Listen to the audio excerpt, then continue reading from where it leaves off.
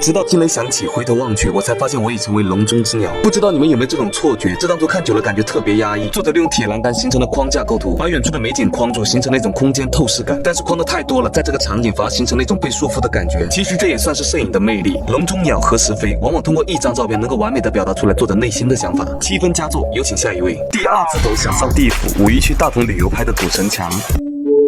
我是第一次碰到这种要求的，还有主动要求上地府的。不过有一说一，你要不说这是现代的古城墙，我还以为真来到丰都了。自古红蓝出 CP， 这张图也是可以达到地府纹理真用的程度了。如你所愿，暂列地府。抬走下一位。天津地标建筑，不是哥们，这么杂乱的场景，你到底想表达啥？还故意给我整2个猕猴桃在这里，多此一举，0分退下。第9次了，这张图拍的真不错，乍一看还以为来到了梦河的世界，整个感觉低饱和高明度，轮船把画面一分为2，像是缓慢的行驶在绿色的海洋，远处的云朵是掀起的巨浪，这种感觉像是将梦境中的场景具象化。暂列相伴，有请下一位。